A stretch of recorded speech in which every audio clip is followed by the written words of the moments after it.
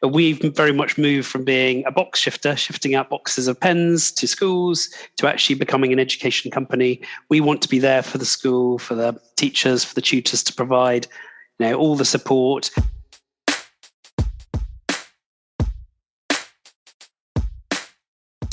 You're not being tested on your reading ability in these exams. If you're doing a geography exam and you're being asked about periglaciation or volcanoes, there's a lot of technical terminology, and the pens can just be used simply to run over the words and hear them aloud. And it was a startup. It was really exciting. It was internet stuff, which was all brand new at the time. It seems amazing. We're all so used to all this stuff now, but the internet was actually a new, exciting, place that people had never really explored before. Yeah, the pen does optical character recognition on the word it sees. So it's seeing that image, captures that image of the word. It then turns it into digital text on the screen and then performs text-to-speech on it within a matter of seconds. Our technology allows the teacher and the teaching assistant to be more nimble, to move around the classroom, to not have to sit with one or two students who perhaps dominate their time.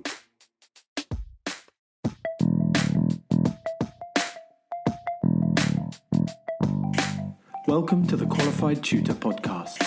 I'm your host, Ludo Miller, and I'll be interviewing tutors and thought leaders from across the tutoring landscape to inspire, inform, and motivate you to become the best tutor you can be. The Qualified Tutor community is a safe and supportive space for tutors who love to learn and grow.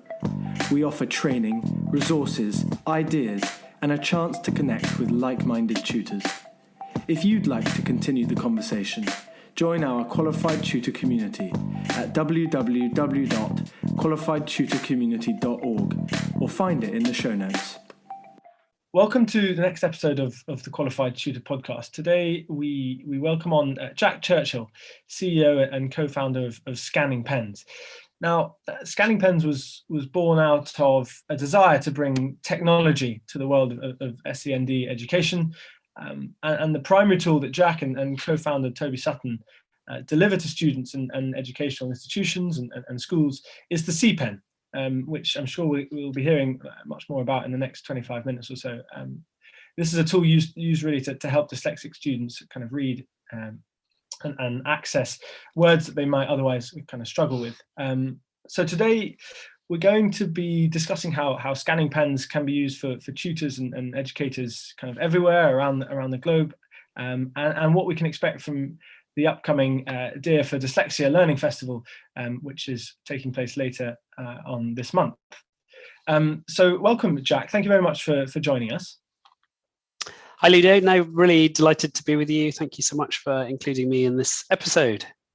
Not a problem at all. There's I feel a great deal that we can discuss here, but we'd like to focus kind of today on the background of scanning pens and how tutors can utilize this tool to their best advantage. Now, as regular listeners will know, we start with a question every time that tends to get the most out of our guests, and that question is, Jack, what kind of a student were you? I wasn't a very good student, let's put it like that. I definitely struggled at school. It was back in the day when they had lists on the wall of how you'd done in your tests the previous week or the previous month, and my name was normally featured quite near the bottom of that list regularly. But I enjoyed school. I enjoyed learning, but I just found certain subjects, particularly maths or science, really tough. I found the language and the reading quite hard. The school recommended I went for a dyslexia assessment at the age of 14, and I had that, and I was assessed as being dyslexic. And actually, I think from that point onwards, a new chapter opened actually in my education, because I finally was getting a lot more extra support, and I wasn't just being told that I wasn't working hard enough, and It was all my fault. I was being told, actually, you can have some extra support when it comes to exams. We can give you extra time and give you access to more resources, as it were. And these things make a huge difference to someone's outcome in life. I went on to pass my GCSEs, A levels, go to university, and eventually set up a business in the world of dyslexia. I'd never planned to end up in the world of dyslexia, but sometimes life goes full circle, doesn't it? And one day you wake up and you realize, oh, I'm working for a dyslexia-focused business, and I'm also dyslexic. What a coincidence is that?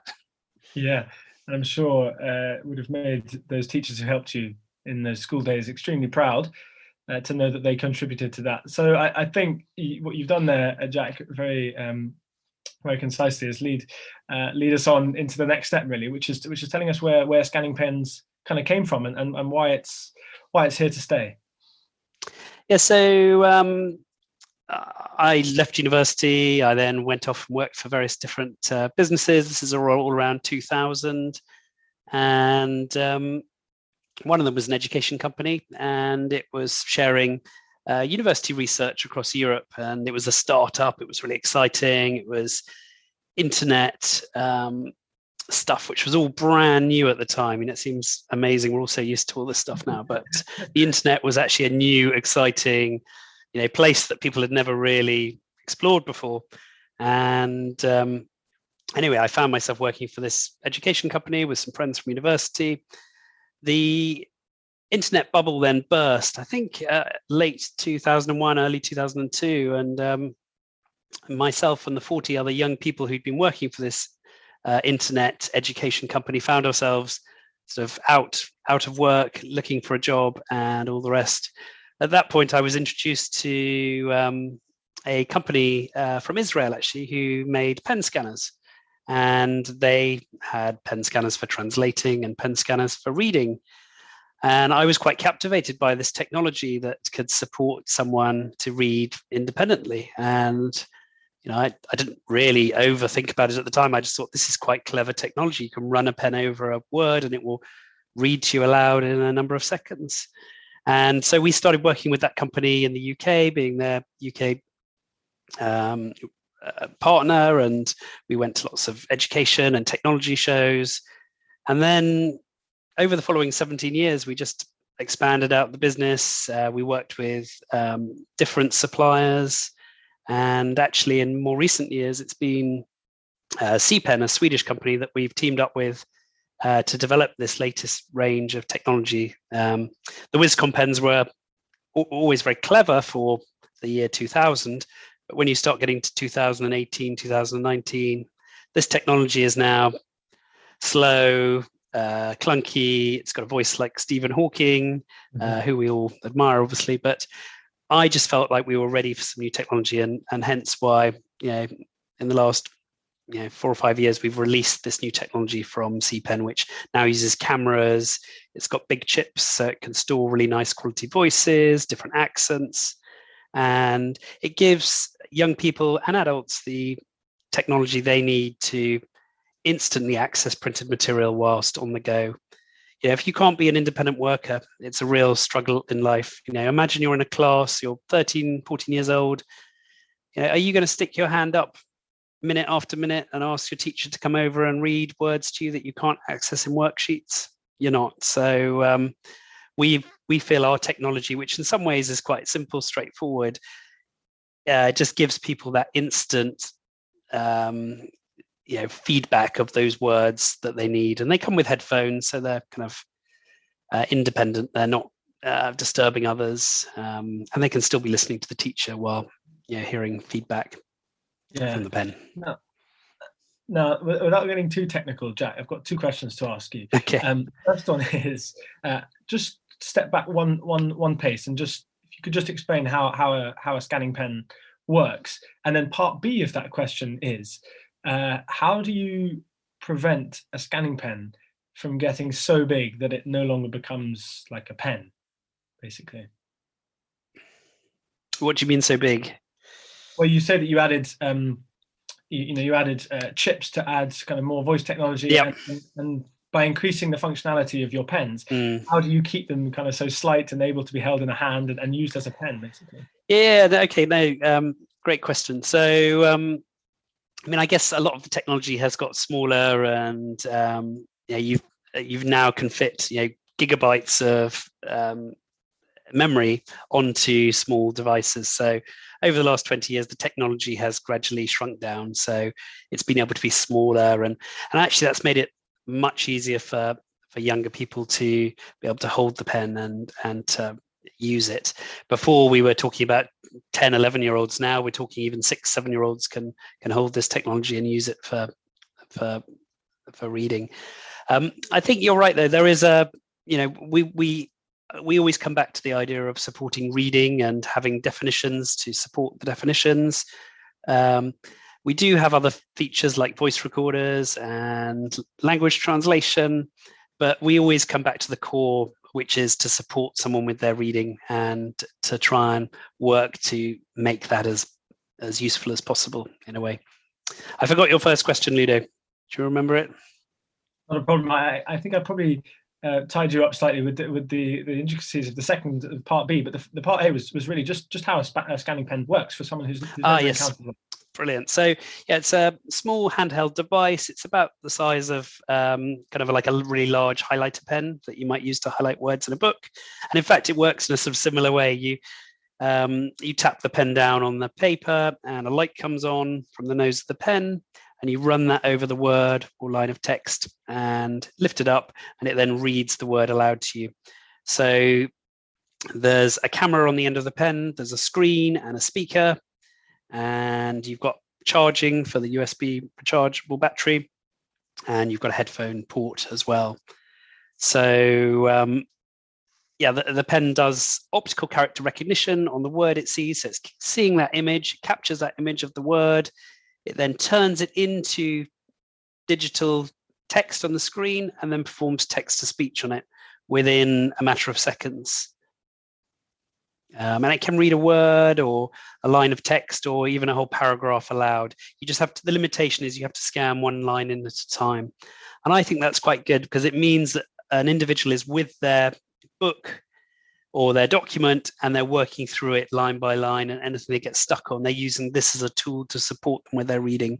I think it's more for supporting someone who can read a bit but just get stuck on individual words or phrases. I mean, some people do use it to read all the text, but I think it's more as for picking out individual words on a page, as it were. No, I suddenly was thinking in my mind about using this pen to make reading a very kind of passive thing and just kind of drawing over a series of lines, and almost while you're doing something else, but actually that's not its best use, is it? Definitely. And you can, I'm sure you've come across, there are apps you can get nowadays where you can take a picture and it will convert that into text and it will read the whole thing aloud to you. I mean, those apps are brilliant. And as a company, we always recommend a toolbox approach. So you might use a pen scanner at one part of your day. You might use text to speech on your phone or on your computer at another part of the day. And there's just lots of different tools in that toolbox you can deploy in order to support someone with their everyday difficulties, but maybe that's reading or writing or whatever it might be.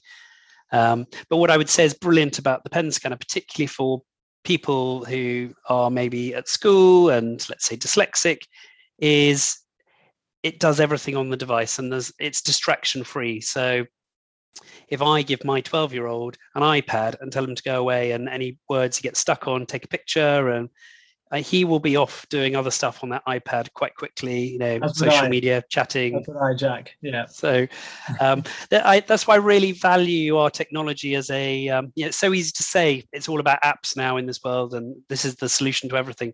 But actually, when it comes to working with printed materials, I think our product is a world-class product, and our sales over the last sort of 5-6 years have really shown that. We've expanded to 5 countries, and we've got nearly 100 employees now. So there is a real need for this type of simple technology that's easy to use out of the box, that people can just quickly get the results they want. Yeah, and it was very interesting to note that since the start of lockdown this time last year, sales in the Amazon Kindle have kind of almost plummeted, and the sales of books have shot up again, after many years of kind of decline, because people don't want to read on their screen after they've spent all days on the screen. So I think with the rise of books again, a tool like a scanning pen is vitally important, because if we return to books, then that means those who struggled with reading printed material will encounter those issues again. So no, that's a very important point to pull out there, I think, Jack. So thank you very much. You mentioned before, when we last spoke, that the scanning pen, the technology that you use, has been used not just in the teaching environment or in the tutoring environment, but in prisons and in libraries and in the workplace. And we may well get on to kind of those other areas that your company kind of touches. But I'd like to know how a scanning pen can be used kind of by a tutor or a teacher in their teaching environment to assist kind of with the learning. Yeah, so this has really come to light in the last 5 or 6 years, and we've even taken on a couple of educators now within our business who create resources and strategies for schools to help them get going with the pens. But we've very much moved from being a box shifter, shifting out boxes of pens to schools, to actually becoming an education company. We want to be there for the school, for the teachers, for the tutors, to provide all the support. We don't want you just to get the pen and think, oh gosh, what am I going to do with that? We want to give you an activity book that goes with it, that will get the child excited and enthused. There's like word searches and things like that to help them get off the mark. And so we as a company very much are here to support educators, and I would tell educators to get in touch with us if they can't find any useful resources. Just to look on our website or get in touch. So I'd say the main things are, certainly in the classroom environment, and particularly now with COVID, our technology allows the teacher and the teaching assistant to be more nimble, to move around the classroom, to not have to sit with 1 or 2 students who perhaps dominate their time. So our technology allows someone who is a dedicated, struggling reader, someone who's having difficulty decoding, to have this tool sitting on their desk and to run over the words and hear them aloud. We think that is then freeing up the teacher and teaching assistant to move around the classroom environment. I can give you a second example, which is in exams. So our exam reader pen, which is bright orange and only reads aloud, is approved for use in GCSEs and A-levels. And this can be used by anyone who's sitting those exams. You don't need exam accommodations. This pen can be given out by the exams officer on the day of the exam. As long as it's part of the normal way of working, the student can use it to decode any words on the question paper that they've struggled with. Now, the reason the exam boards wanted our technology to be used in exams was twofold. They said, one, children are going to be leaving school soon and they need to manage on their own. If we've given them a human reader for 15 years, that's going to be a real struggle for that individual to transition into the workplace. The second thing is the schools couldn't resource it. So they had maybe 30 children taking one exam in the summer who struggled with reading. These might be students with English as an additional language. These might be students with dyslexia. These might just be students who are struggling with reading. And the school wants to support those children to pass their exams. You're not being tested on your reading ability in these exams. If you're doing a geography exam and you're being asked about periglaciation or volcanoes, there's a lot of technical terminology, and the pens can just be used simply to run over the words and hear them aloud. So the second reason the exam boards allowed the pens was a whole resourcing issue. The schools couldn't cope with finding 30 readers to sit with the students, all the different rooms. So we don't say our technology is for everyone, but certainly for some of those students who try the pen and enjoy using it, they can be back in the main exam hall with their peer group, headphones plugged in, and the words they get stuck on, they can scan over and hear them aloud. And I would say more often than not, the pens are used as well as a bit of a prop to give them a backup on that day of their exam. If if you come across a word in your maths paper, trigonometry, I don't know, there's lots of complicated words in maths, you can use this pen to decode it. As you know, as well as I do, Ludo, dyslexia is something that sort of passes through society. It doesn't affect one group of society or another. Everyone can be affected by it. So I think the British Dyslexia Association say 1 in 10 people have dyslexia. And so even really high functioning students who are at some of the best schools, best universities in our country, they still have difficulties decoding words. It's not just the child at the bottom of the class. There's children through and adults through the whole spectrum of society who struggle with reading. And it's so important. If you don't pass your exams, it's going to really affect your outcomes in life. So we're really passionate about helping people to achieve their goals early on. As you mentioned earlier, we're working a bit with prisons, and there is this whole school to prison pipeline where people sort of fall out of school because they're not getting the support they needed. And they can end up on a path in life that they end up in prison. And more than 50% of people in prisons in the UK have got low literacy. And I think it's really important we get them the support they need at a younger age so that we try and break this cycle. Yeah. So just go a little bit deeper on that. How are the pens used in prisons and the libraries and the workplaces that you've just been mentioning there? So, libraries tend to buy pens just to make the libraries more accessible, because there's lots of different people who come into libraries, and if they can help some people who struggle with reading to access printed materials, then that's ticking another box for them to a certain extent. The prisons, as I just talked about, is I'm particularly passionate about this because there are such high volumes of people who struggle with reading in prisons. And again, we've got the English as an additional language factor. And they're also, as well as locked up for long hours, they get important documents come to them from their lawyers or all the rest. And if they are having to ask another inmate to read those to them, or ask a prison officer to read them to them, that involves a lot of trust, and it can cause difficulties for those individuals by letting other people know what's going on in their life, which is perhaps things they want to keep private to themselves. So our technology has recently been approved for use in prison cells in the UK, or let me say England at this point, England. And so prisoners can be given our pens in the prison cells to access materials, so they can have a book, they can be studying. A lot of studying still goes on in prisons, and it's typically done in the education wings, most of which have been closed for the last year because of COVID. And so our pens have been used for a couple of years in education wings, but now there's a real prospect of them getting into lots of prison cells all across the country, which really excites me, because these prisoners can be doing a lot more with their time, constructively, and then it's going to help with their rehabilitation. And hopefully once they come out of prison again, come out of the prison system on the other side, they'll have some new skills, new knowledge, which will help them get back into society.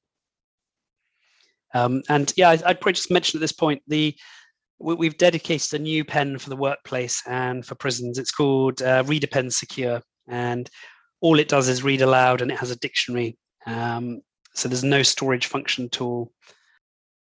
So much there to add about moving beyond education, and there's points, the elements there that I'd never even have thought of about reading important documents. So I think that'll help really to show the utility of scanning pens in kind of every walk of life. Definitely. And Ludo, we talked earlier about the children feeling embarrassed about having to ask someone else to support them with their reading, but you're now a 24-year-old, you're in the workplace, or you're in a prison cell, admitting to people that you can't read, or these things are really tough on different parts of society. So the more we can all do to support them with independent reading, I think the better.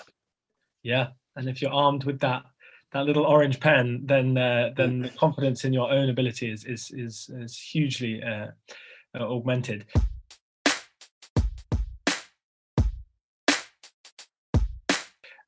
Now, we've just got a kind of 5 or so minutes left, and there's a couple of areas that I would not like to finish this conversation without touching on. So the first of those is, could you tell us a little bit more about your Dear campaign, and what you're kind of hoping to achieve with Drop Everything and Read? Yeah, so about 3 years ago, we decided we wanted to set up something that was like a positive campaign vehicle all around dyslexia. So we set up, it's really just a hashtag called Succeed with Dyslexia, and we use it on branding of mugs and tote bags we give out at trade shows and things. But we wanted to really create more content and interest in this whole idea around succeeding with dyslexia. So we've teamed up with dyslexia organizations all around the world. Last October, we did something called Go Red for Dyslexia. Red, it was something that parent groups were beginning to use in the October Dyslexia Awareness Month. We noticed this in Australia and in America. Groups were trying to reclaim the color red in a fun way because it had been used to mark students' work, and mainly the children's work of these parents' groups. And the children just didn't like the red pen marking their work, and it was all quite negative. And so these parent groups wanted to reclaim the color red in a really positive way and make it fun and engaging again. So they started some sort of campaigns. And we decided, because we are in a number of different countries and we're quite close to a lot of dyslexia associations, let's see if we can tie together this campaign all around raising awareness and make an even bigger splash. So we did Go Red for Dyslexia last autumn, and it was really exciting. The British Dyslexia Association got involved, and we raised a lot of awareness, and we asked people to donate to their local dyslexia charities. So it's all kind of positive. And then we thought this spring, there's a lot of schools do a lot around reading in springtime, and there's World Book Day, and there's this thing called Dear, which is Drop Everything and Read. And that's where you can do it at home if you want, or it's quite common to do it in schools. My kids did it in their school last week. And that is the school suddenly says, right, drop everything and read. For 15 minutes, everyone is going to read. That includes the teaching staff, the support staff in the school. We're all going to stop and read our books for 15 minutes. And it's meant to be quite fun and engaging. So we thought we would do a little twist on Dear, and we do Dear for Dyslexia. And so we've created a campaign to support educators and tutors, etc., by creating resources they can give to children to support them with their reading. And there's book lists and suggestions, and lots of activities. And we're encouraging people to take pictures of themselves, doing Dear time, and sharing those on social media with the hashtag Dear for Dyslexia. And at the end of this month, we've got a festival which now has more than 700 people attending, called Dear for Dyslexia Festival. It's totally free. It's running on the 29th of March in the UK for 3 hours, bringing together some educators to talk about strategies for supporting reading. And then on the 30th of March in the US, again, with a different group of educators coming together to share best practice and ideas. Wonderful. Well, that is the next step to aim for then for listeners, really. And it sounds like you're very, very well attended and very well kind of promoted event so far. So huge congratulations on that. And just before we finish, Jack, I would like to ask one question, and perhaps you've actually just answered my question with what you've just been discussing there about the Dear for Dyslexia Learning Festival. But right now, today, a listener comes to the end of this podcast and they want to get in touch. What is your advice to a tutor listening in to this podcast for accessing your pens? What's the next step? Well, what I would say is we offer free trials to schools, and we offer free trials to parents now. So, and if there are tutors out there who are interested, please get in touch with us as well. We do an assessor discount, which sort of is for people who are out there, talking about support for reading and technology. So they're welcome to get in touch with us and to take us up on that. I always think that you just need to find what the child is interested in. So I don't know, my children, one of my eldest son's really into football, and he just loved football books. And I think finding your doorway into reading is so important. And that could be through the Beano comic, which, again, I have a 12, 11 and 6-year-old. That is read every week within about 30 minutes of it arriving on our door on a Saturday morning. It's just getting that love of reading. The Kindle, you mentioned earlier, my kids absolutely love their Kindles. It's just a different way of accessing text. You can take it everywhere, printed, you can download new books all the time. But yeah, I think also, trying out something new. So go and look online. There's so many resources out there to support reading. There's so many brilliant assistive technologies available, and to just go and find out more. Someone said to me at the beginning of the year, what you don't know, you don't know. And so, that is, I think, encouragement to us all to get out there and find out more about what we can do better. Which is exactly what you've done today, Jack. So thank you very much for coming on. I know this is by no means your first podcast, so the links to Jack's other podcasts will be in the show notes below, as will the links to the UK and the US events of the Dear for Dyslexia Learning festivals on the 29th of March and then the day after, and as will the link to Scanning Pens. Scanningpens.co.uk, which is obviously Jack and Toby's company. So thank you very, very much. That's a hugely informative blog there, not only about dyslexia, but also about the work that these pens can do in schools and prisons and in the workplace. I hope you enjoyed it too. It's very much something I think people love to discuss their own projects, and that's kind of the beauty of the podcast medium. So thank you again, Jack, and I'm sure we would love to welcome you back on in a few months' time to discuss kind of developments of the pen and the tool. Yeah, thank you so much for including me today, and well done to all the work you do in supporting tutors and educators, and ultimately helping children to achieve their goals at the end of the day, which is what we want them to do, is to all be successful and achieve their ambitions. Yeah. Which is why we're all here. So thank you very much again, Jack, and speak very soon.